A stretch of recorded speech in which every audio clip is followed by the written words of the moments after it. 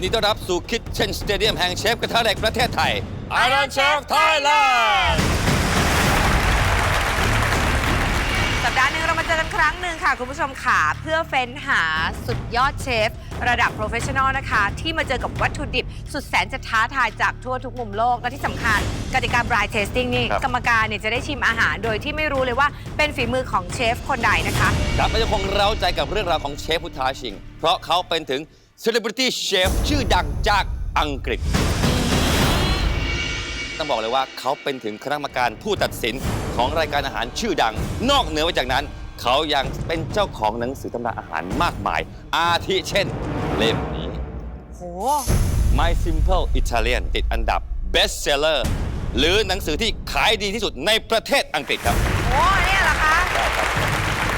ซึ่งเขาประสบการณ์ความรู้ของเขาเก่งเป็นหมื่นเมนูและที่สำคัญเขาเนี่ยไม่ธรรมดาเขาบอกว่าเป็นสุดยอดเชฟอาหารอิตาเลียนในปี 2556 เนี่ยเคยได้รับรางวัลใหญ่ๆ ถึง 2 รางวัลไม่ว่าจะเป็นรางวัล London Restaurant Award ค่ะแล้วก็อีก1รางวัลเป็น Sun Times Food List นะคะและที่สำคัญนะคะเขาเพิ่งบินตรงจากอังกฤษมาเมื่อวานนี้เองบอกเลยว่าจะมาปิดฉากเชฟเอียนนะคะเอาชนะให้ได้ในครั้งแรกกับกฎกติกาใหม่ Blind Tasting เอาละสิครับจะเป็นอย่างไรบอกก่อนเลยครับว่าท่านประธานสันติเคยได้ลิ้มรสชาติฝีมือของเขาแล้วถึงได้เชิญเข้ามาที่นี่แล้วเขาก็ยินดีที่จะมาด้วยงั้นไปพบกับเขากันครับเชฟพุทธาชิงเชฟทีโอแรนเดล Executive and Honor Chef จาก Tio Mio Intercontinental London Parkland ประเทศอังกฤษครับ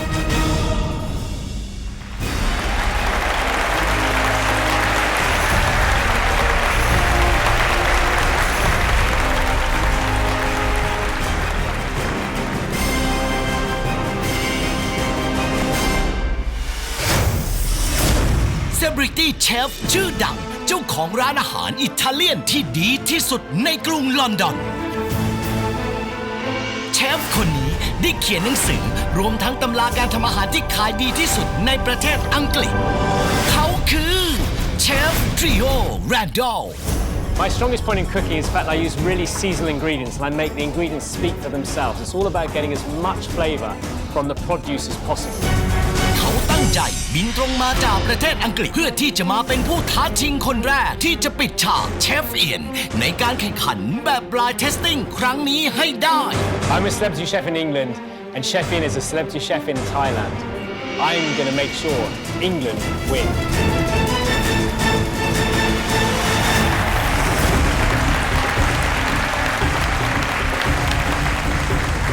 สวัสดีครับเชฟทีโอแรนเดลสวัสดีค่ะ สวัสดีครับสวัสดีคุณโซวี่ที่มาช่วยเป็นล่ามด้วยนะครับเอาละครับคำถามแรกของผมครับสำหรับเชฟทีโอทำไมถึงยอมตอบรับคำเชิญของท่านประธานสันติที่จะมาท้าชิงบน Kitchen Stadium แห่งนี้ครับ I want to come on Iron Chef today because I want to shut Chef Ian down because I want him to stop winning the blind tasting. ก็นี่มาได้ไงเขาไม่อยากให้เชฟเอียนชนะอีกแล้วค่ะอยากจะมาชนะในเรื่องของการ blind tasting เป็นคนแรกเลยค่ะโอ้เอาครับ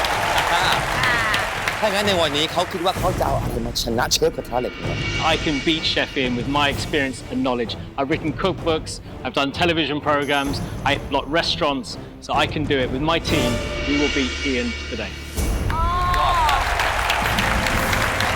ถามเลยพร้อมหรือยัง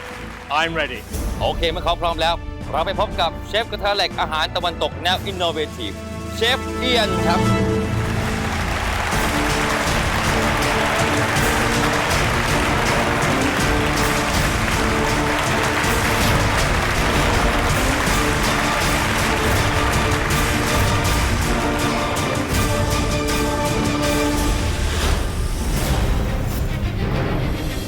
สุดยอดเชฟระดับ World Class พ่อมดแห่งวงการอาหารผู้เสกสรรเมนูอาหารในสไตล์โมเลกุล่าในแบบฉบับที่ไม่เหมือนใครและนี่ล่ะครับเชฟเอียนสุดยอดเชฟกระทะเหล็กอาหารตะวันตกแนวอินโนเวทีฟเชฟกระทะเหล็กประเทศไทย Iron Chef Thailand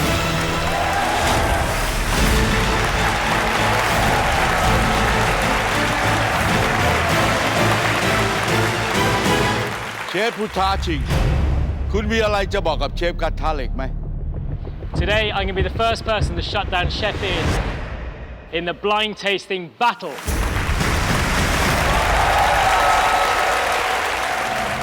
และเชฟกระทะเหล็กล่ะคุณมีอะไรจะบอกกับเชฟพุทธาชิงบ้าง เชฟแรนโดลถึงเราจะเป็นเพื่อนร่วมงานกัน แต่วันนี้คุณคือศัตรูของผม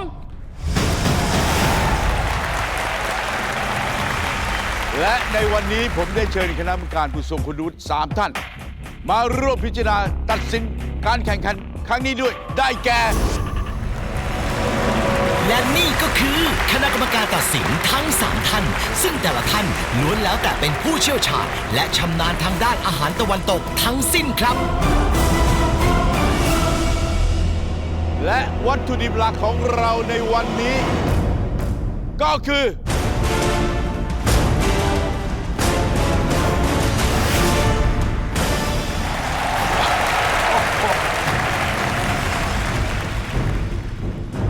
วัตถุดิบหลักของเราในวันนี้ก็คือซี่โครงวัว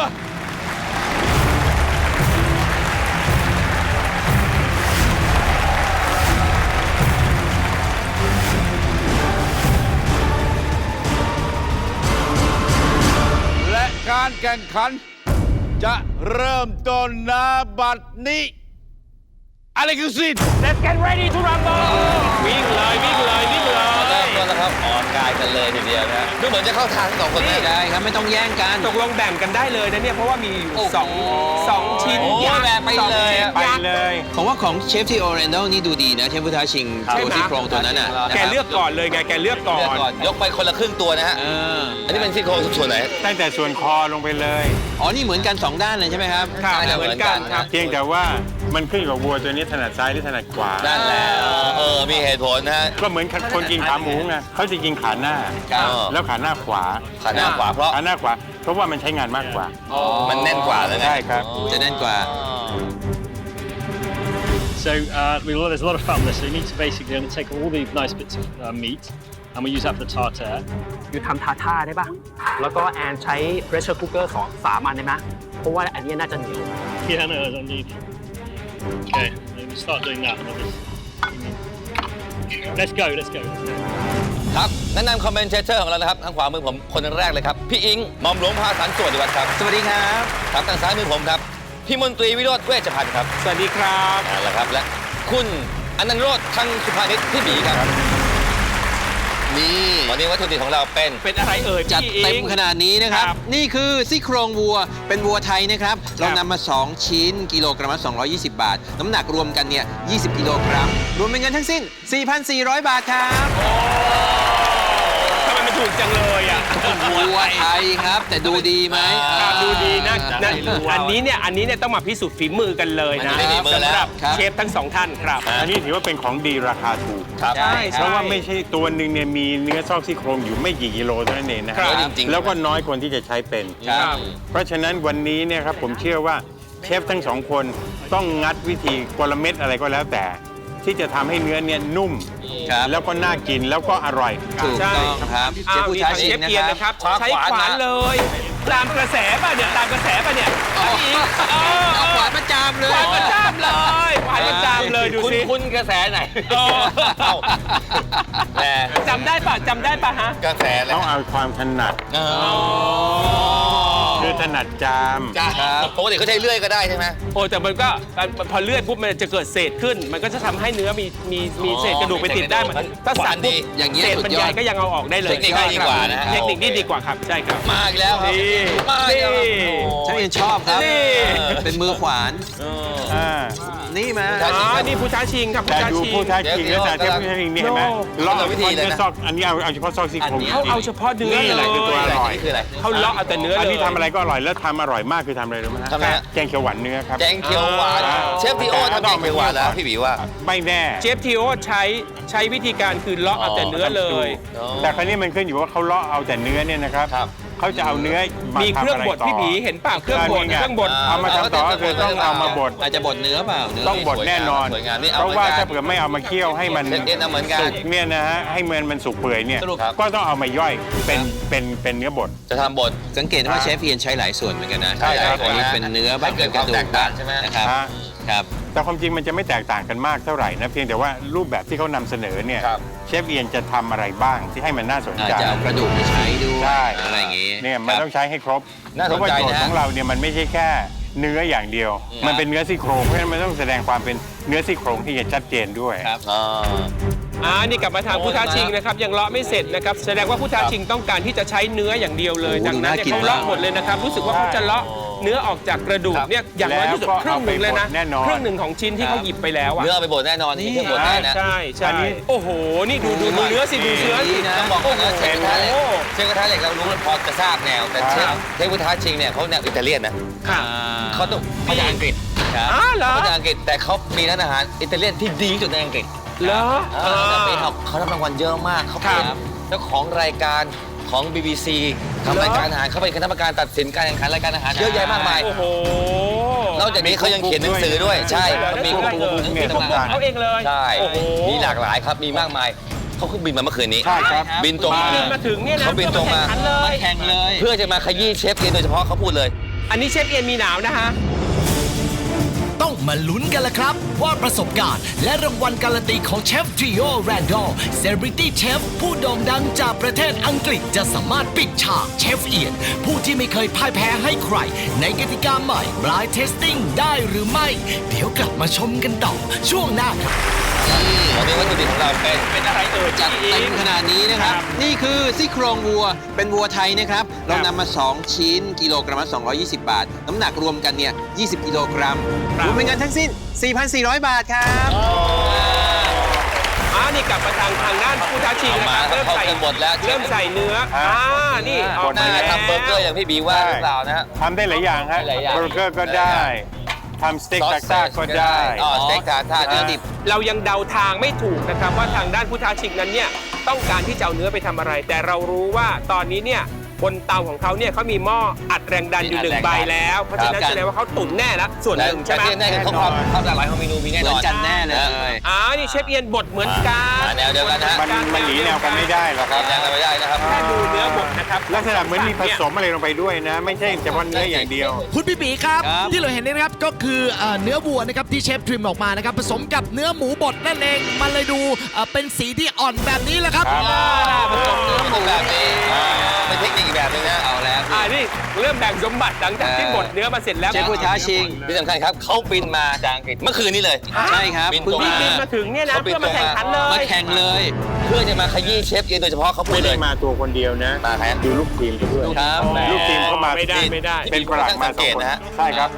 แต่ว่าเขาตั้งใจมากนะครับที่เขาจะปิด แน่นอน ฉาก ครับ เชฟเอียนให้ได้ในกติกาใหม่ Blind Tasting นะครับ นี่ครับนี่ นี่ผู้ช่วยทางด้านเชฟกระทะเหล็กนะครับ ครับโอ้นี่ โอ้นี่หอมมาก หอมมาก นี่เลยกระทะแล้ว หอมมาก แน่นอนครับ โอ้โห จะได้เห็นกันเพื่อนไม่เสียเวลา ไม่ถึงใจอ่ะเขากิน ครับ หอมเต็มที่ ให้มัน ใช่ เกรียม ฮะ ไปไว เรียมไม่ไหว นี่ฮะ โอ้โห อันนี้มันคือเสน่ห์ของเนื้อ มัน เพราะ หด เนื้อถ้าไม่หอม เออ มันก็ไม่ใช่เนื้อ นั่นสิฮะมันต้อง ใช่ไหม หอมอย่างนั้นละ เนี่ยครับ คุณตั๊กครับ ครับ ในตอนนี้นะครับผู้ช่วยของเชฟกระทะเหล็กนะฮะได้ใช้ซี่โครงวัวนะฮะโรยเกลือพริกไทยแล้วก็เอาไปย่างนะครับหลังจากนั้นนะครับเอาไปตุ๋นในหม้อนะครับใส่หอมใหญ่หอมแดงแครอทเซเลอรี่กระเทียมใบทามใบกะวานนะครับแล้วก็ใช้น้ำสต๊อกตีนไก่นะครับเดี๋ยวจะปิดหม้อแรงดันนะครับใช้เวลาประมาณ 30 นาที เพื่อทำเป็นซี่โครงวัวตุ๋นในเมนู เนื้อทับทิมแล้วครับ นี่ไงพี่หมีทำสตูจริงด้วยครับ เหลือเวลาอีก 45 นาที เอาละครับโค้ดฟาเป็นโอเคครับ ผ่านไปเร็วมาก15 นาทีนี่กลับมาทางด้านผู้ท้าชิงนะ มา ค แล้ รั ว บทำแป้งแล้ว มาแล้วเอาแล้วนะ ใช่ พาสต้านะ สรุปอิตาเลียนหมดเลยนะ มาอิตาเลียนนะ ใช่ ผสมใช่ไหมผสม แรนดอลเนี่ย เอาดูเอานี่อะไรเอ่ยทรัฟเฟิล คุณมนตรีครับ ถูกต้องแล้วนะครับ นี่คือเห็ดทรัฟเฟิลนั่นเองนะครับในตอนนี้นะครับผู้ท้าชิงนะฮะกำลังจะทำตาต้านเนื้อนั่นเองนะครับโดยเอาเนื้อบดเนี่ยนะครับผสมกับน้ำมันมะกอกสไลด์ทรัฟเฟิลลงไปนะครับน้ำมะนาวแล้วก็ใส่น้ำมันทรัฟเฟิลด้วยนะครับเดี๋ยวจะเอาส่วนองค์ประกอบทั้งหมดเนี่ยมาใส่ไว้ในลิงนะครับในเมนูตาต้าอาร์ติโชกแหละครับ นี่ครับ นี่แหละอันนี้แหละใช่ไหม ามพี่บีว่าเห็ดทรัฟเฟิลใช้เยอะขนาดนี้ราคาเท่าไหร่ครับเนี่ย โอ้โห ต้องวัดเป็นกรัมแล้วคุณเอง ว่าแพงกว่าเนื้อเลย เอาไปเช็คเอียนดูไหม้อีกแล้ว อะไรไม่อ่ะ เอาให้ไหม้ให้ดำ ไม่จริงป่ะเนี่ย อ๋อตั้งใจเห็ด ตั้งใจ ผมอยากรู้ว่ามันเทคนิคอะไรทำไมต้องดำขนาดนั้นมันต้องเป็นบุกออกหรือมันต้อง เป็นแบล็คเคนไงบริการ ครับ ทำ เชฟกระทะเหล็กได้ใช้ซี่โครงเอาไปเผาให้ดำเนี่ยนะครับ คือจริงๆ เขาจะใช้แค่กระดูกนั่นเองนะครับ เอามาทำเป็นโทมาฮอคครับ โดยการเผาให้ดำนะครับ แล้วก็แช่ในลิควิดไนโตรเจนเพื่อที่จะขูดเศษเนื้อเนี่ยออกได้ง่ายให้เหลือแต่กระดูกล้วนๆ เดี๋ยวจะเอามาแต่งจานในเมนู เนื้อขีปนาวุธโทมาฮอคนะครับ รายการ เนื้อโทมาฮอคกับโทมาฮอคเนี่ยจะมีขีด้วยนะ ขีปนาวุธ ก็มีขี มัน ปนา ดูแลต วุ รง ธ นี้แหละ ด้วย คือจริงๆ เรียกว่าโทมาฮอคเพราะว่ามันเป็นคล้ายขวานโทมาฮอคอินเดียแดงลูกกระดูก นี่ขีปนาวุธอันนี้เป็นขีปนาวุธ แต่มันเป็นพ้องชื่อ คราวนี้มาพูดท้าชิง อันนี้ผู้ท้าชิง พูด นะ ท้าชิงเมื่อกี้เนี่ยแอบเห็นอยู่แวบๆนะ ว่าในเนื้อเนี่ยจะใส่ทั้งไข่แดง ครับ แล้วรู้สึกจะใส่พาร์เมซานเป็นชีส มีเบอร์เกอร์แน่ ลงไปด้วย พี่ปีครับ ถูกต้องแล้วนะครับ ในเนื้อส่วนนี้เนี่ยนะครับเชฟผู้ท้าชิงนะครับใช้เนื้อส่วนซี่โครงนะครับแล้วก็บดนะครับผสมกับเกลือพริกไทยผงปาปริก้าแล้วก็มีพาร์เมซานชีสนะครับตอนนี้กำลังปั้นเป็นทรงลักบี้นะครับจะนำมาชุบเกล็ดขนมปังนะครับแล้วก็ทอดนะครับในเมนูมีดบอลบาลซามิกแล้วครับ อ๋อ โอ้ยนี่น่ากิน น่ากิน ค นะ ล้ายๆนะ มีน้ำส้มสายชูบาซามิกด้วย พี่อิงน่ากินนะ แบบว่ามันทอดกรอบนอกๆ และข้างในมันยังนุ่มนะ ครับ แล้วเป็นเบลซามิกรีดักชั่นกินไปด้วยกันอุ้ยตายแล้วมันมีความหวานของเนื้อบ าซา นะ มิกจะมีความเปรี้ยว มันจะเป็นมันจะเปรี้ยวใช่ไหม ใช่ แล้วมันก็จะมีเปรี้ยวมาตัดไงครับ สวัสดีค่ะ เชฟเอียน ต้นหอมครับ เชฟเอียนคะ ครับ แล้วเมื่อกี้เห็นอะไรเกือบไหม้คะ อ๋อผมพอดีผมใช้ตัวนี้นะฮะ มาจะทำเป็น presentation เพราะฉะนั้นแล้วเราผมต้องการที่จะดึงเนื้อเขาออกก่อนนะครับอย่างน้อยให้มีกลิ่นหอมเพราะกลิ่นเนื้อไหม้เนี่ย หอมมาก มันเป็นกลิ่นกระดูกไหม้ที่ให้รสชาติอรรถรสอย่างหนึ่งก่อนที่จะได้ทานเข้าไป อุ้ยตายแล้วหอม นะครับผม มาก ยังไงรบกวนอย่ากระโดดอย่าโยนไปไกลนะคะ เดี๋ยวหอมจะไปกระโดดข้าม ได้เลย ข ค อ รับ ให้โชคดีเชฟเอียน ขอบคุณ ค่ะ ครับ ขอบคุณครับอันนี้ ไปทางฝั่งผู้ท้าชิงกันบ้าง Hi Chef Hello. เจ็ตแลกไหม I'm a bit jet lagged, yes. จะแท็กนิดนึงอะ I flew in yesterday. บินมาเมื่อวานค่ะ แล้วซี่โครงวัวเนี่ยเป็นสิ่งที่เชฟอาหารอิตาเลียนถนัดไหม Well, any thing about Italian food, you can use. It's all ingredients. About using everything you can possibly. There's no wastage in Italian food. It's like Thai food. It's a frugal kitchen. So anything that we use in the Italian kitchen tends to be from the ribs to the fillet to the sirloin. So anything. เชฟบอกว่าการทำอาหารอิตาเลียนก็เหมือนในครัวไทยเรามีส่วนผสมอะไรบ้างก็จะใช้ทุกส่วนเลยจะไม่มีอะไรที่เสียค่ะคือใช้ทุกส่วนของเนื้อทุกส่วนเลยค่ะ อ๋อ แล้ววันนี้มั่นใจไหมคะ ถึงตอนนี้ I feel confident because we're on it. We're ready. And that we're cooking some really creative and delicious things. And I brought a few secret ingredients with me, like these beautiful artichokes from Italy. So we're going to be good. Good luck เชฟ มาถึงเชฟเอียนกันบ้างครับ นี่กลับมาทางเชฟเอียนกำลังทำอะไรเอ่ย ถ้าเหล็กกำลังเล่นอะไร ไปอยู่คณะไหนเนี่ย แล้วเอามาร่างแหมาทำไม เอามาห่อไงฮะเอามาห่อแล้วเดี๋ยวก็เอาไปที่จอดซ่อนในกระทะ ลีลา น่าจะเป็นอย่างนั้นนะ ใส่กระดูกไปด้วย อ๋อจะได้กลิ่น ถูกต้อง จะเอา แสดงว่าต้องการกลิ่น ต้องมาใช้ต้องห่อเข้าด้วยกันนะฮะ ฮะ จะทำเป็นรูปขวานไหม คุณมาครับ เป็นแรป ในตอนนี้นะครับเชฟกระทะเหล็กเชฟเอียนของเรานะครับใช้เนื้อซี่โครงนะครับแล้วก็มาบดผสมกับเนื้อหมูที่เราเห็นนะครับมาคลุกเคล้าด้วยไข่ไก่เกลือพาร์เมซานชีสแป้งอเนกประสงค์แล้วก็ใส่พริกไทยลงไปถึงออริกาโน่แห้งด้วยนะครับหลังจากนั้นปั้นเป็นก้อนนะครับแล้วก็กดให้เป็นทรงนะครับห่อด้วยมันล่างแหนะฮะแล้วก็แนบไปด้วยกระดูกซี่โครงวัวเอาไปอบนะครับในเมนูเนื้อย่างโทมาฮอคขีปนาวุธโทมาฮอคละครับ ชอบมากตรงนี้แหละขีปนาวุธโทมาฮอกฟังมันเข้าหานมากนะฮะ ถึงเอียนจะไม่ได้เวลโนนเท่าเชฟผู้ท้าชิงนะครับ แต่ประสบการณ์ของเอียนที่เก็บสะสมมาจากเชฟต่างๆเนี่ย ครับ ที่เขาเคยร่วมงานด้วยเนี่ยผมก็ต้องบอกได้ว่าประสบการณ์ของเอียนก็ไม่ได้น้อยกว่าเขา เอาแล้วสิ อ๋อ อ้าว เราต้องลุ้นไปด้วยกัน ต้องลุ้นไปด้วยกัน จากประสบการณ์บนสนามการแข่งขันที่ผ่านมา ดูเหมือนจะทำให้เชฟเอียนสามารถวางแผนรับมือกับทุกสถานการณ์ได้เป็นอย่างดี แต่ความกดดันในครั้งนี้เชฟเอียนจะผ่านมันไปได้หรือไม่ ต้องคอยลุ้นและเป็นกำลังใจให้เขาละครับ ทางเชฟทางชิงนะครับดีกรีเขาแน่นอนครับเป็น celebrity เชฟนะฮะดังมากครับที่อังกฤษนะครับเขาเป็นเจ้าของรายการอาหาร ครับ เป็นคณะกรรมการตัดสินรายการอาหาร ของสถานี BBC ด้วย โอ้ นะแปลว่า ไม่เบา ฝีมือเขาไม่ธรรมดา นอกจากนี้ ครับ เขายังมีหนังสือของเขาเอง ครับเหรอ เขียนตำราอาหารอยู่มากมาย บุ๊กเลย เป็นบุ๊กครับ บุ๊ก นี่ อาหารอิตาเลียน โอ้โห นี่ขอโทษ เวลาผ่าน เกี๊ยว เยอะนะ เกี๊ยวห่อเสร็จแล้ว คุณดูเขาห่อเกี๊ยวก่อนเกี๊ยว คุณตาครับ ในตอนนี้นะครับเชฟพุทธจริงนะฮะกำลังห่อเกี๊ยวนะครับทอร์เทลลินี่นะครับเป็นพาสต้าลูกวงแหวนนั่นเองนะครับโดยการสับเนื้อกับแฮมผสมให้เข้ากันนะครับแล้วก็นำเกล็ดขนมปังไปแช่นมเอาทุกอย่างผสมกันปรุงรสด้วยเกลือพริกไทยนะครับตอนนี้จะห่อแล้วก็แรปทิ้งไว้ประมาณ 20 นาทีในตู้เย็นนะครับเดี๋ยวเราจะได้ทานพาสต้ามีไส้ลูกวงแหวนทอร์เทลลินี่พอชินี่แล้วครับ นี่ขอโทษนะ ดูความละเมียดละไมของเขาซะก่อนนะว่าเวลาแม้กระทั่งเขาห่อพาสต้าเขายังแบบ ก็เขาเก่ง แบบ ยังสามารถพักในตู้เย็น เหลือ 20 เว นาที ลา ได้ด้วย อีก30 นาที ไปแล้วครับเครื่องหนึงครับรอดไม่ได้ นะครับเรื่องนี้นะครับต้องเร่ง มาครึ่งทางแล้วนะครับ ตอนนี้ก็ใกล้เวลาของวัตถุดิบปริศนาจะออกมาแล้ว ตอนนี้เราต้องมาลุ้น มัน ไปด้ น่า วย สน กัน ใจเหมือนกัน เรามีที่โครงวัว ครับ ว่าวัตถุดิบปริศนาจะฉีกออกไปทางไหนนะ น่าสนใจ จะเป็น นะ อะไรนะ ถ้าฉีกไปเลยก็บ้าไปเลยอะ ว้ายเลย เอาให้สุดโต่งกันไปเลยนะ ครับ เชฟกระทะเหล็กครับ โตมาฮอกเป็นยังไงบ้าง อ่า ฮะ สีเริ่ม ดู ขึ้ มัน นได้นะ นี่ เนื้อเริ่มสุกแล้วนะ มาตรงร่างแหกันนะ เอาดูนี่มันดูน่ากินนะเนี่ยมันดูสิดูแต่มันเดือดน้อยๆนี่เชฟเองกำลังแคะแล้วเพราะว่า แต่สี ไม่งั้นเดี๋ยวเกิดว่าอะไรนะทำให้มันแตกเนี่ยเท่ากับว่าเขาเฟลเลยนะ ตอนนี้สวย สวย เห็นไหม นะ ว่ามันร่างแหมันจะหายไป สวย เมื่อตอนที่มันโดนความร้อน มันละลายหายไปเอง ถู ฮะ กต้อง แล้วมันทำให้เนื้อเนี่ยกอดตัวกันเพราะว่า Amazing อันนี้เป็นเนื้อบด นะ ดังนั้นแล้วเชฟเอียนต้องการให้คงรูปอยู่เอากลับมาทางด้านพุทธชิงนะครับ มาถึงผู้ท้าชิงกันบ้างนะฮะนี่ทำอะไรอยู่ฮะอันนี้ในกระทะ โลโก้กระทะ เนี่ยทำโรตีนี่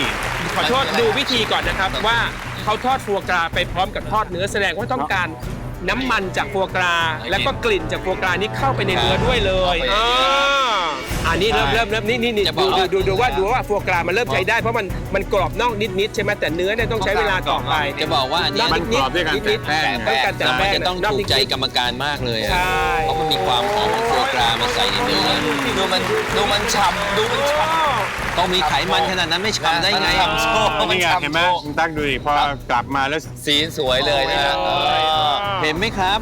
ซี่โครงวัวไทยเนี่ยกลายเป็นของมีค่าขึ้นมาเลย ขอโทษ มีราคาเลย ผู้ช่วยเชฟกระทะเหล็กอันนี้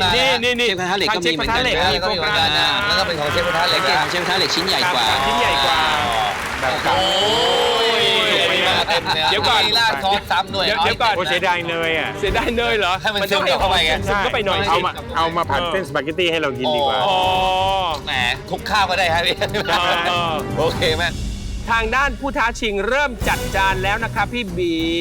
เชฟเอียนมีหนาว มาแล้ว เชฟเอียนมีหนาวพี่ เดี๋ยว บี ก็รู้ใครจะหนาวนะ นี่นะเชฟเนื้อบอกอ้าวอุ้ยดูสิน่ากินเหมือนกันนะ นี่จริงๆเราต้องยอมรับอยู่อย่างว่าอันเนี้ยเทปแบบเนี้ยดูแล้วเนี่ยเอียนมีหนาวนะเพราะว่าอย่าลืมว่าคนนี้เขาดังมากเขาเป็นเจ้าของรายการเอง ความ เอียนคุก ใช่ บุ๊กร้านเขาดังมาก ถูกต้อง ใช่ป่ะพี่ตั๊กอันนี้ฝั่งเชฟกระทะเหล็ก เดี๋ยวก่อน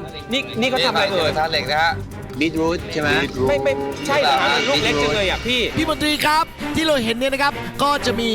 เนื้อวัวนะครับที่บดละเอียดนะครับผสมกับเนื้อแกะนะครับแล้วก็มีบีทรูทนะครับมีพริกไทยเกลือมัสตาร์ดนะครับจะทำก้อยเนื้อนะเดี๋ยวจะเสิร์ฟในเมนูเนื้อทับทิมแล้วครับ อ๋อ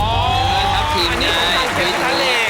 ใช่ครับเชฟกระทะเหล็ก อ๋อนี่ปรุงรส ซอสมะเขือเทศ ซอสมะเขือเทศแสดงว่าต้องการรสที่มันแบบว่ากระแทกขึ้นนิดๆกระแทกขึ้นนิดๆ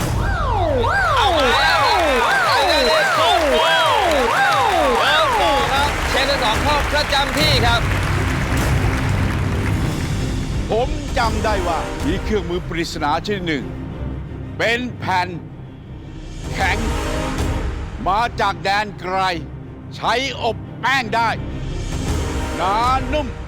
และบางกรอบ และเครื่องมือปริศนาในวันนี้ก็คือ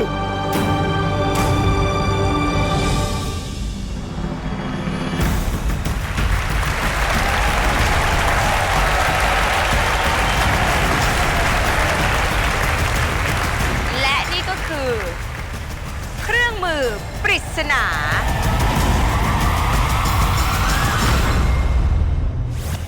แผ่นหินอบพิซซ่ากับโจทย์ Creative Pizza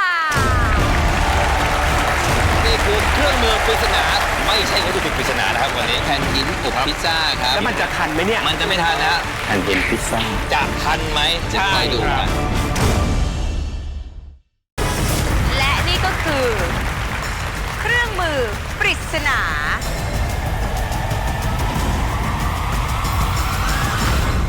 แผ่นหินอบพิซซ่ากับโจทย์ Creative Pizza นี่คือเครื่องมือปริศนาไม่ใช่วัตถุดิบปริศนานะครับวันนี้ แผ่นหินอบพิซซ่าครับ แล้วมันจะทันไหมเนี่ย มันจะไม่ทันนะฮะ แผ่นหิน จะ พิซซ่า ทันไหมจะคอยดูกัน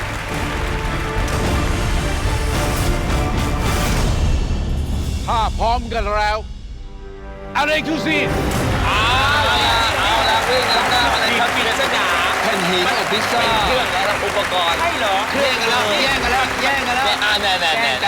แน่มันกระเบื้องปูผนังป่ะเนี่ย ยังเล่นเดี๋ยวแตกเดี๋ยวแตก ไม่ใช่กระเบื้องที่บ้านอาสันติ เอ ค อ รับ หรือเปล่าเนี่ย วันนี้โจทย์ของเราสำคัญมากนะฮะ อุปกรณ์ที่ต้องใช้วันนี้เป็นเครื่องมือปริศนา แล้วธีมที่ต้องทำนี่คือ Creative Pizza พิซซ่าสร้างสรรค์ ในเวลาไม่เหลือ 30 นาทีนี้ ซึ่งปกติพิซซ่าทำยากไหม ไม่ยากเลย ทำยังไง ถ้าแป้งเรียบร้อย ถ้าแป้งเรียบร้อย ถ้าแป้งเรียบร้อย ประเด็น ไม่ คื ได้ อย าก เวลาไม่ถึงครึ่งชั่วโมงแล้วตอนนี้ อันนี้ซี่โครงน่ากินมากเลย ซี่โครงนี่ของเอียนแน่นอน เชฟกระทะเหล็ก กระทะเหล็กครับ นี่กระทะเหล็กมาแนวตุ๋นวันเนี้ย มาตุนนะฮะ พี่อิงเราขอน้ำจิ้มแจ่วอย่างเดียวเลยได้ไหม เหลือเวลาอีก 15 นาที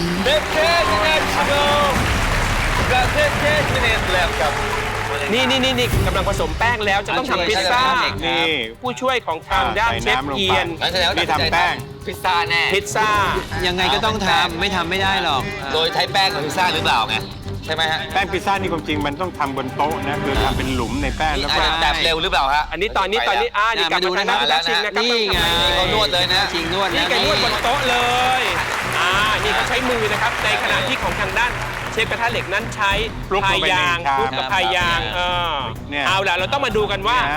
เนื้อสัมผัสของแป้งแบบไหนเนี่ยที่จะถูกใจคณะกรรมการของเรานะค นว รั ด บ ไม่ใช้มือนะ ใช้ไม้เลยนะ กลิ้งเลย ดูกลิ้งไปกลิ้งมา ไม่นี่เขานวดได้ที่แล้ว มื ไง อไปแล้วนะ ไม่เขานวดได้ที่แล้ว ยัง Hi Chef ตกใจไหมที่ได้เครื่องมือปริศนาอันนี้ I thought we were going to have an oven. I thought it was going to be like something crazy, like a wood oven or something. So เชฟบอกว่าตอนแรกนึกก็จะเป็นอะไรที่แบบบ้าๆคิดว่าจะได้เตาทำพิซซ่าอิตาลีแบบโดยเฉพาะเลยอะค่ะ แล้วพอได้ทำพิซซ่านี่ถือว่าเข้าทางเชฟเลยไหมคะ it's perfect, but we're making a special one because the pizza dough needs to take time to rise. With the yeast, I'm doing a very simple, what we call a pasta frolla, which is like a very short pastry. โอเค lucky Thank you. ค่ะเอาแล้วเชฟเอียน ครับผม ตกใจไหมเราได้เครื่องมืออันนั้นน่ะ โอ้โหตกใจเลยครับ เพราะว่าแป้งเนี่ยจะทำเนี่ยมันใช้เวลาค่อนข้างที่จะนานพอสมควรไหม ในโจทย์ Creative Pizza เนี่ยพิซซ่าเราจะออกมารูปแบบไหนหนานุ่มหรือว่าแป้งบางกรอ ผม บ อยากจะทำเป็นแบบแป้งบางนะครับผม แล้วก็เสิร์ฟไปคู่กับซอสขาว ตัวนี้จะเป็นคลาสสิกของอิตาเลียนเลย แต่ผมจะทวิสต์หน่อยหนึ่ง ชนกับเขาเลยนะ จะมาอิตาเลียนพิซซ่าอิตาเลียน ผมเป็นไทยทาเลียนครับ เอาไทยทาเลียน โอเค อย่าทาเลียนไทยแล้วกัน โอเค ขอให้โชคดีค่ะ ขอบคุณครับ วิ่งเลยนะครับเชฟเอียนวิ่งแล้วตอนนี้เริ่มที่จะเอาแผ่นอบแป้งพิซซ่าเข้าเตาแล้วแสดงว่าเขาเตรียมแป้งเสร็จแล้วใช่ปะ เห็นบอกเขาจะทำเป็นแป้งบางกรอบเลย มาถึงผู้ท้าชิงกันบ้างนะฮะนี่ทำอะไรอยู่ฮะ นี่ โอ้โหนี่ อ๋อนี่เขาวางพาสต้าบนโชกลงไปด้วยพี่ แบบนี้นะ ข้างล่าง อันนี้คือเสร็จแล้วนะครับ เพราะว่าเป็นตาต้าครับ ฮะนี่ของเจ๊เอียน สวยนะโอ้โชว์มาพร้อมกันนี่เป็นขวานจริงๆนะเนี่ยอุ้ยอย่าหลุดนะอย่าหลุดนะอย่าหลุดอย่าหลุดอย่าหลุดอย่าหลุดอย่า ไม่เป็นไรเอามาประกอบ ประกอบร่างได้นี่เห็นไหมครับ แล้วมันมีความมันของมันร่างแหเข้าไปด้วย มันกอดตัวจริงๆนะพี่อิงเห็นไหม เหลือเวลาอีก 10 นาที นี่นะฮะ 10 minutes left อันนี้ฝั่งเชฟผู้ท้าชิงนะเห็นออกมาแล้วนะ แป้ง อัน เขา นี้ อบเสร็จแล้ว เฮ้ยน่ากินนะ โอ้ยน่ากินน่ากินน่ากิน กัดสักคำเลย โรยชีสแล้วไปอบอีกทีนึง แน่ๆเลยใช่ไหม พอเลยอ่ะ คุณมนตรีครับ ครับ ที่เราเห็นนะครับ ตอนนี้คือหน้าพิซซ่านะครับ ในเมนูที่ 5 นะครับ ของเชฟผู้ท้าชิงนะฮะเขาใช้โชริโซ่นะครับ มาบดผสมกับเนื้อนะครับ แล้วก็เอาลงไปเซียนะฮะในกระทะนะครับ หลังจากนั้นเนี่ยผสมกับอันยอนซอเต้นะครับ แล้วก็เอาไปผัดอีกทีนึงนะครับ ให้ได้แห้งแบบนี้นะฮะในเมนูพิซซ่าอะไรนะล่ะครับ คือยังงงอยู่ไง แต่พอมีโชริโซ่เนี่ยก็จะเป็น อร่อยเลยนะ ที่มันรสจัดจ้าน ใช่ มันช่วยได้แน่ นี่แป้งของทางด้านนี้เชฟเอียนเชฟเอียนนะครับอ่า วันนี้พี่เอียนโยนทุกอย่างนะฮะ ไม่ใช่อันนี้เขาพยายามจะขยายให้มันใหญ่ขึ้นให้บางเพราะว่า โยนแต่เนื้อแล้วนั่นแหละ เพราะว่าเขาตั้งใจให้บางกรอบ เพราะฉะนั้นแป้งมันต้องยิ่งบาง เวลามันเหลือไม่มาก เวลาเหลือไม่มาก ยิ่ นะ ง ค บาง รับ ยิ่งดีนะ ยิ่ง ครับ บางยิ่งดีนะ ยิ่งบางยิ่งดีจะยิ่งกรอบบางนะครับ เอาละเชฟเอียนใช้หินร้อนนี่แล้ว ไอ้หินร้อนอบเลยจ อุปกร ริ ณ์ ง พิเศษของเรา ถ้าอยากได้ลายนิ้วมือก็เอามือแปะบนหิน อยากรู้ร้อนแค่ไหน ทำแบบหน้าใช้มิสเซียเตอร์ หน้า ดี ผม ไหม นี่แค่แตกก็พองขึ้นอย่างนี้เลยนะ มันร้อนนะครับคุณผู้ชม ร้อนจีเลย นี่นะ อยู่แล้ว มันแผ่นเท่าไหร่เนี่ยอยากรู้จังเลยนะโอ้แต่อันนี้น่ากัดจริงๆเลย ใส่เข้าไปเหมือนกัน เอาละเชฟท้าจริงครับใส่ด้านล่าง ใส่แล้ววางบน วางบนเสร็จแล้วแค่วางนี่ แค่วาง ก็ จ จ บบ เลย แล้วไง ได้แล้ว เหลือเวลาอีก 5 นาที 5 นาทีบอยพี่เดช ทันอยู่แล้วอ่ะ อันนี้กับทางนี้เริ่มจัดการแล้วนะครับทางด้านพิชาชิงนะครับ ไอเนี่ย radicchio ใช่ไหมครับตัวนี้ r a d i c h i o radicchio อันนี้เขาเอาสีสันแล้วนะ พี่เชฟกระทะเหล็กประเทศไทยครับอ้าว เอา เอาเลยฮะ ปรุงรสด้วยอะไรเอ่ย เอาอะไรเลยใช่ เหมือนเป็น ใช่ไหมฮะ ไม่ใช่บาสมิก ไม่ใช่บาสมิกฮะ นี่บาสมิกเหรอ คุณพี่หมีครับ ในตอนนี้นะครับซี่โครงวัวตุ๋นนะครับที่ตุ๋นจากหอมใหญ่หอมแดงแครอทเชอร์รี่กระเทียมใบทามใบกะวานนะครับตุ๋นพร้อมน้ำสต๊อกตีนไก่นะครับจนนุ่มเป็นเวลา 30 นาทีเนี่ยนะครับหลังจากนั้นนะครับเอามาหมักกับน้ำทับทิมเข้มข้นนะครับผมไปสอบถามเชฟมาจะทิ้งไว้ 30 นาทีนะครับแล้วก็เอาโบรทอชนะครับเผาให้จนดำเกรียมเหมือนถ่านเลยนะครับข้างนอกอาจจะนูไหมแต่ข้างในนุ่มนวลชุ่มฉ่ำกำลังดีทีเดียวและนี่คือเมนูเนื้อทับทิมแล้วครับ ซอสทับทิมเลยนะฮะ ก็ทิมเนี่ยมันจะหวานอมเปรี้ยวอยู่แล้ว จะหวาน เหรอ มาถึงผู้ท้าชิงกันบ้างนะฮะนี่ทำอะไรอยู่ฮะ นี่พิซซ่าเคยชิมมาแล้วนี่วางอะไรลงไป ดูสวยนะ ดูสวยมาก เหมือนจะเป็นแฮมก็ไม่ใช่แต่เป็นกับ ตอนแรก คือ คิด ที่อันนี้ ว่า ว่าพาร์มาแฮม แต่ไม่ บา ใช่ งๆไม่ใช่ แต่สวยครับ สวยมากสวยเลย สีขาวขึ้นทันทีเลย ดูเป็นอาหารไฟน์ไดนิ่งชั้นเลิศ ใช่ อันนี้มาแล้ว นี่ผู้ช่วยเชฟกระทะเหล็ก อุ้ยอันนี้มีไซฟอนด้วย นะฮะจะทำเป็นฟิ อัน ว นี้คือซุปเนื้อน่ะ เป็นโกโกเม่ เครื่องเทศอยู่ข้างในแล้วน่าจะเป็นซุปเนื้อนะน้ำเนี่ยที่เขาต้ม เหลือเวลาอีก 3 นาที 3 minutes เริ่มแต่เดี๋ยวก่อนเชฟทางด้านเชฟกระทะเหล็กเนี่ยนะเรายังไม่เห็นจัดการครบนะครับทางด้านผู้ท้าชิงเนี่ยดูเหมือนว่าจะครบและเสร็จแล้วนี่ดูยังง่วนอยู่เลยนะครับพี่หมี ง่วนหลีเหรอ ง่วนหลีเนี่ยคุณจะไม่ทันหรือเปล่าเนี่ยกลัวจะไม่ทันนะครับเนี่ย คุณตั๊กครับ ผมขอแจ้งเมนูของเชฟกระทะเหล็กทั้ง 5 เมนูนะครับ เมนูที่ 1 เนื้อทับทิม เมนูที่ 2 ซุปอัญมณี เมนูที่ 3 ซี่โครงในทุ่งข้าวโพด เมนูที่ 4 เนื้อขีปนาวุธโทมาฮอก และเมนูสุดท้ายก็คือเมนูไวท์แอนด์แบล็กพิซซ่าละครับ แหมหลากหลายไอเดียนะฮะการสร้างสรรค์นำเสนอนะครับ เหลือเวลาอีก 1 นาที วันเมตร นาทีสุดท้ายนะครับ นี่มันดู ปั่นอยู่แล้ว อารมณ์ควันด้วย นี่ทำลมควัน อีกนะไม่ได้ ดูเทคนิคของเขานะ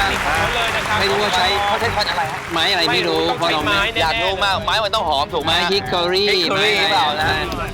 คุณตาครับ แต่ไม้ที่เชฟพุทธาชิงใช้รมคือไม้แอปเปิลนั่นเองนะครับ และตอนนี้นะครับ ผมขอแจ้งเมนูของเชฟพุทธาชิงทั้ง 5 เมนูนะครับ เมนูที่ 1 ทาท่าอาร์ติโชก เมนูที่ 2 มิตบอลบาลซามิก เมนูที่ 3 ทอร์เทลลินีพอชินี เมนูที่ 4 สเต็กฮาเช่ และเมนูสุดท้ายคือ เมนูพิซซ่าอะไรนะล่ะครับ พิซซ่าอะไรนะเราก็คือมอสซาเรลล่าแบบก้อนนะครับ เหลือเวลาอีก 30 วินาที เร็วนะครับตอนนี้ว่าเชฟเอียนจะทันไหม เรื่องเป็นห่วงเชฟเอียนนะฮะ ใช่ตอนนี้ยังไม่เสร็จนะครับทางด้านเชฟกระทะเหล็กยังจัดการไม่เสร็จวิ่งอยู่เลยนะครับเนี่ยดูสิว่าพิซซ่าเกิดอะไรขึ้นครับเนี่ยเกิดอะไรขึ้นมีปัญหาเปล่า ไม่มีครับ มีปัญหาเปล่า มีปัญหาครับมันร้อนยังไม่ร้อน ร้อนไหมมันร้อนอ๋อ เหลือเวลาอีก 10 วิ เป็น นา ครั้งแร ที กเป็นเร็วครับ10 นาที ไหมครับ 7 6 5 4 3 4หมดแล้วเอาเสร็จทั้งคู่เยี่ยมมากครับโอเค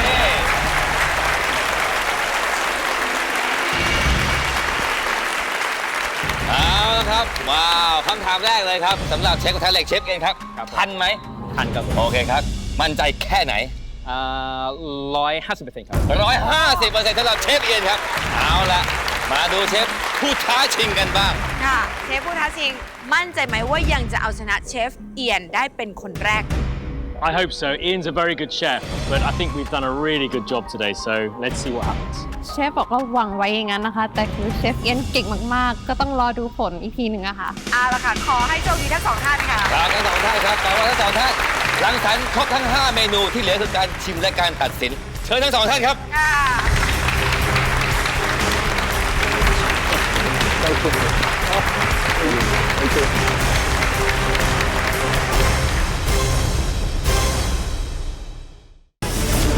หลังจากที่เชฟผู้ท้าชิงและเชฟกระทะเหล็กได้รังสรรค์เมนูอาหารภายใต้วัตถุดิบหลักคือซี่โครงวัว และโจทย์เครื่องมือปริศนาแผ่นหินอบพิซซ่า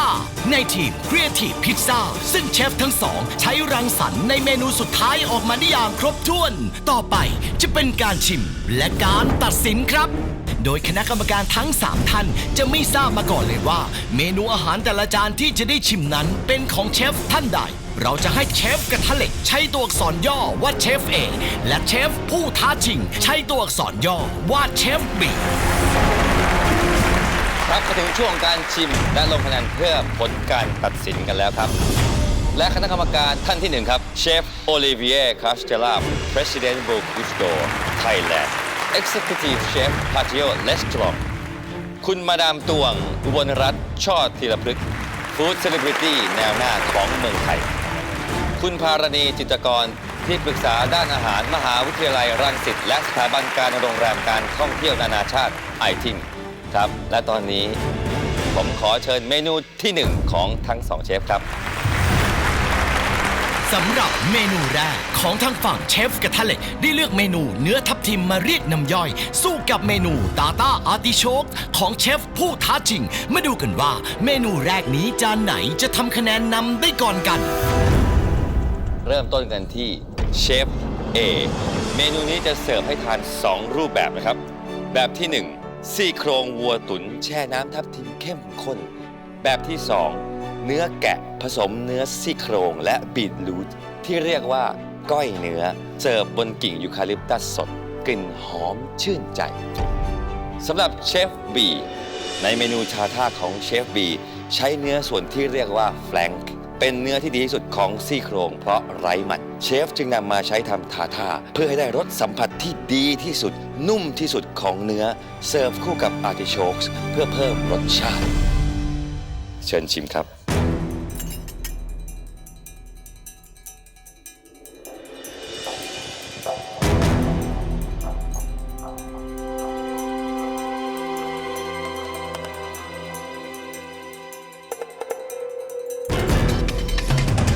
เนี่ยฮะ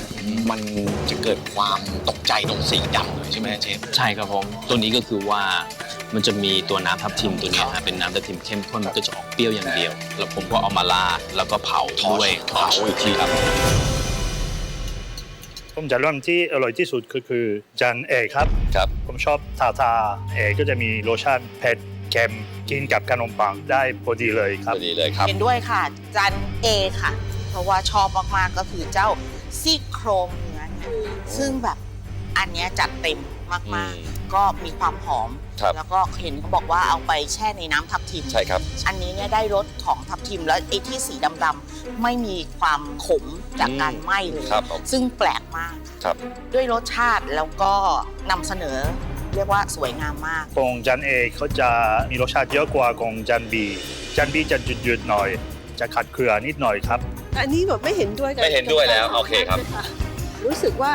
จาน A เนี่ยรสมันจะมีกลิ่นเครื่องเทศจะเยอะไป ขณะที่จาน B เนี่ยได้รสชาติของเนื้อจริง อย่างจานบีเนี่ยตัวกลิ่นของเห็ดทรัฟเฟิลอะค่ะ ครับ มันกลบรสชาติของเนื้อมากเลยนะเพราะฉะนั้นเนี่ยความสมดุลในรสชาติของจานบียังไม่สู้กับจาน A ค่ะ โอเคครับ เมนูนี้นะคะจาน A ชนะขาด นี่จานเอชนะกว่า และนี่คือเมนูที่ 1 ขอเมนูที่ 2 ครับ เมนูที่ 2 ของเชฟกระทะเหล็กได้เลือกเมนูซุปอัญมณีมาเจอกับเมนูมีทบอลบัลซามิกของเชฟผู้ท้าชิง มาดูกันสิว่าเมนูที่ 2 นี้กรรมการจะว่าอย่างไรกันบ้าง ในเมนูที่ 2 ครับเชฟ A ซุปเนื้อทำจากน้ำต้มกระดูกที่ต้มในหม้อแรงดัน เสิร์ฟในเครื่องไซฟอนที่มีกลิ่นเฮิร์บด้วยใบไทม์ใบเซจและมาจอรัมทานกับเนื้อตุ๋นฟักทองน้ำเต้าแครอทซูกินีเชฟบีครับเมนูมิตบอลบอลซามิกเมนูนี้เชฟบีเลือกใช้เนื้อรอบๆซี่โครงโดยตัดเอ็นออกเพื่อให้เนื้อไม่เหนียวนำมาทำมีตบอลผสมกับผงปาปริก้าเสิร์ฟคู่กับซอสบอลซามิกเพื่อเพิ่มรสชาติเชิญชิมครับ อันนี้มันต้องรอไหม ใช่ต้องรอ ต้องรอมันยังไม่เดือด ใช้ไซฟอนเลยใช้ไซฟอนเพื่อต้องการที่จะเอารสชาติของเฮิร์บ เมื่อเอามาใส่ไซฟอนเนี่ยด้วยความร้อนด้วยน้ำเนี่ยมันจะทำให้สกัดอโรมาออกมา อันนี้เนี่ยจริงๆอย่างหนึ่งก็คือเราสกู๊ปเนื้อของแครอทออกมาฟักทองน้ำเต้าแล้วก็จะมีซูกินี่นะครับ ซูกินี่ด้วย ให้รสชาติความหวาน ครับ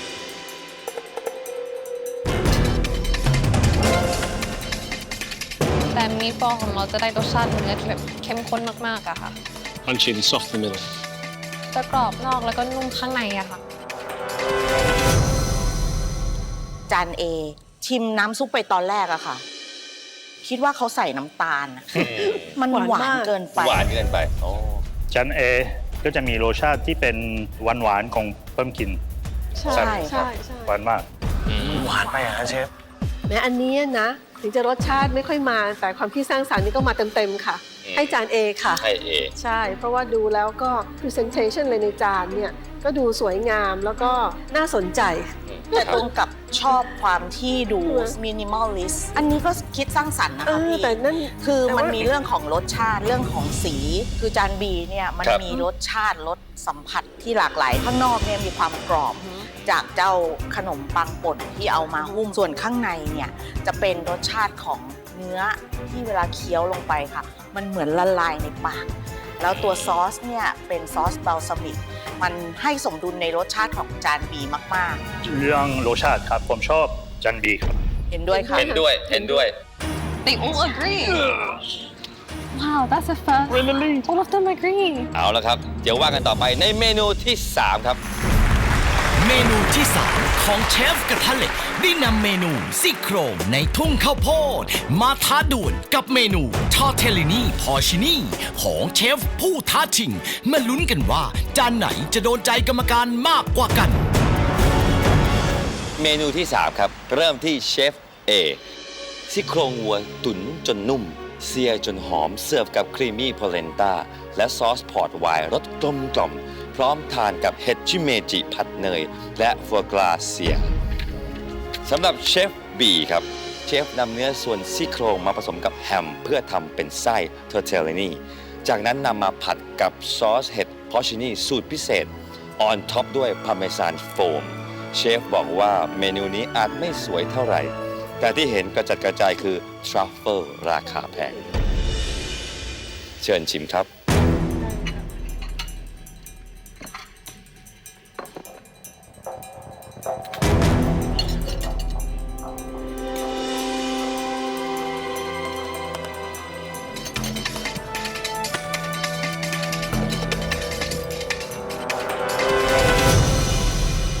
ไม่อยากจะใช้คำว่าอร่อย ครับ ในจานเอ เพราะว่ามันมากกว่าความอร่อย โอ้โห อร่อยมันยังไม่พอ อันนี้คืออร่อยจัดๆรสชาติของเจ้าซี่โครงเนื้อก็มาเต็มๆในจานเอ เรามาผสมฟัวกราโพเลนต้าโลโก้ซอสพอดีเลย เข้าด้วยกันดีเลยสำหรับผมเรื่องรสชาติเป็นจานเอครับ เห็นด้วยครับ เห็นด้วยหมด ในจานนี้ให้จานเอคะแนนเต็มไปเลยค่ะ นี่ ค่ะ ส่วนจานบีเนี่ยคืออร่อยเหมือนกัน แต่มันยังอร่อยยังเบาไปนิดนึง ยังไม่ว้าวอ่ะ ใช่ สำหรับผมอันนี้มีแป้งเยอะกว่าเนื้อ เยอะกว่าเนื้อใช่ เป็นอันนี้ที่แบบผมยังไม่เห็นรสชาติของเนื้อในจานบีจะโดนหายจากแป้งที่อยู่รอบๆแล้วก็หาเนื้ออยู่ตรงไหนเราไม่ได้เนื้อเต็มๆเลย งั้นไปเมนูทีสี่ 4 ครับเชิญครับ เมนูที่ 4 ของเชฟกระทะเหล็กได้เลือกเมนูเนื้อขีปนาวุธโทมาฮอกมาประชันกับเมนูสเต็กฮาเช่ของเชฟผู้ท้าชิงมาดูกันว่าจานของใครจะคว้าชัยในเมนูที่ 4 นี้ ในเมนูที่ 4 ครับเชฟเอโทมาฮอก เลียนแบบสันนอก โดยใช้มันร่างแหห่อด้วยเนื้อซี่โครง 80%บดผสมกับเนื้อหมูอีก 20%เสิร์ฟกับซอสโยเกิร์ตและเกรวี่เนื้อเชฟบีครับเมนูนี้เชฟนำเนื้อมาบดและทุบเพื่อเพิ่มความนุ่ม ที่ทำให้คุณรู้สึกแตกต่างจากซี่โครงเนื้อทั่วไป แล้วจัดเสิร์ฟสเต็กเนื้อคู่กับฟัวกราเวลาทานให้ราดซอสเนื้อทรัฟเฟิลลงไป เพื่อเพิ่มความชุ่มฉ่ำและได้รสชาติเนื้อที่ชัดเจน เชิญชิมครับ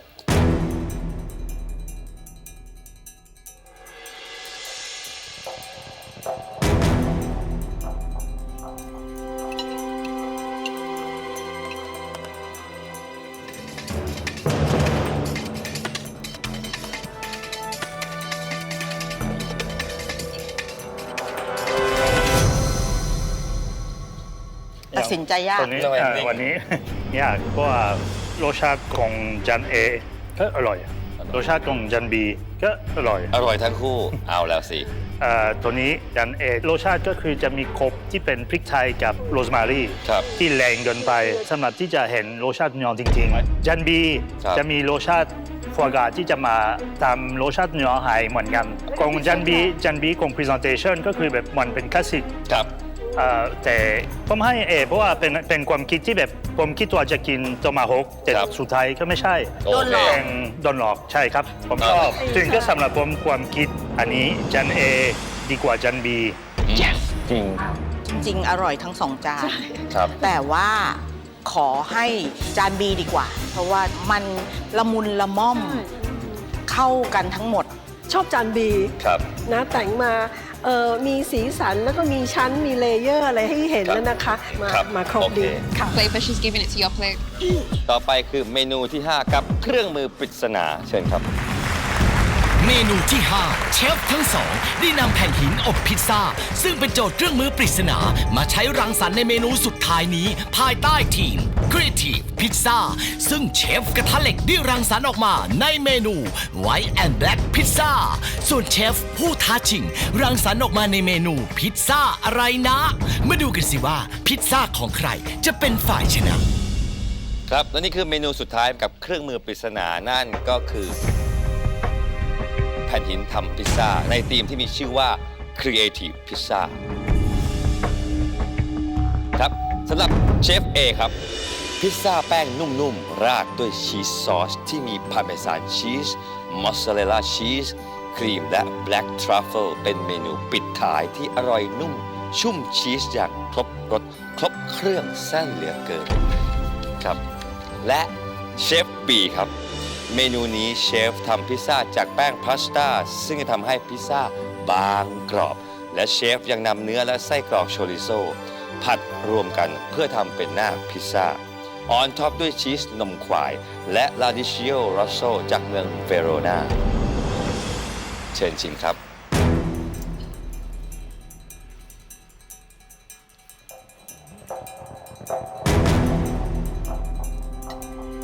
So it's a pizza made with flour and butter, and then we have burrata, and made with chorizo and onions. รสชาติความอร่อยผมชอบจันบีเพราะว่าจันเอเค็มเกินไปครับแล้วก็จะเป็นมันๆของชีสก็เป็นพิซซ่าธรรมดาที่มีแค่ชีสข้างบนมีทรัฟเฟิลก็โอเคก็แค่นี้จบจานเอเนี่ยค่อนข้างเบสิกหน่อยแต่จานบีเนี่ยมีอะไรตื่นเต้นขึ้นมาจานบีอ่ะหน้าตามันดูน่าหลงไหลน่าชวนกินมากกว่าด้วยสีสันด้วยการจัดวางคือถ้าบอกว่าเป็นพิซซ่าที่ครีเอทีฟแน่นอนจานบีอะค่ะเริ่มตั้งแต่แป้งเขาใช้แป้งพาสต้ามาทำเป็นพิซซ่าสิ่งที่ได้ก็คือแป้งกรอบๆเขาก็ยังเอาชอริโซมาใส่แล้วก็ชีสสดอะค่ะมันก็ทำให้มีความรู้สึกว่าหน้าตามันเหมือนพิซซ่าเนาะแต่มีความคิดสร้างสรรค์มากกว่าต้องรสชาติต้องความคิดเราชอบจันบีมากกว่าครับเอาละครับขอเชิญคณะกรรมการทั้ง3ท่านลงคะแนนครับ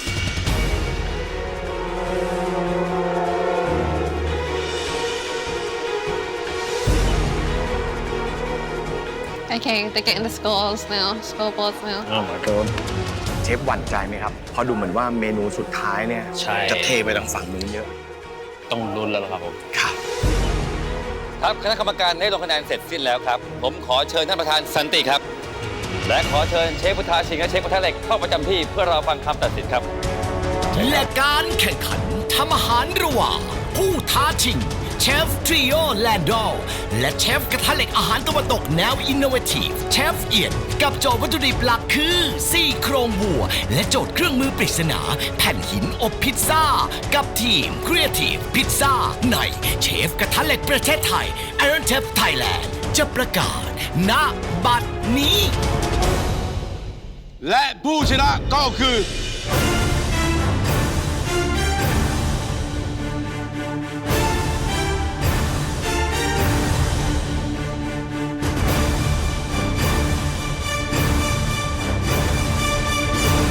ผู้ชนะก็คือ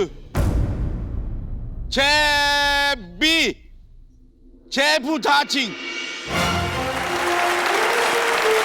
และการตัดสินในรูปแบบ Blind Testing โดยใช้ผลคะแนนจากคณะกรรมการในวันนี้ทำให้เชฟผู้ท้าชิงเป็นฝ่ายชนะไปด้วยคะแนน 62 ต่อ 61 คะแนน ถือเป็นชัยชนะในการรังสรรค์เมนูอันสุดยอดที่จะถูกจารึกไว้ในประวัติศาสตร์ของเชฟกระทะเหล็กประเทศไทย และต้องยกให้เชฟทริโอแรนดอลเป็นสุดยอดเชฟผู้ชนะตลอดกาล H group Haley Cognac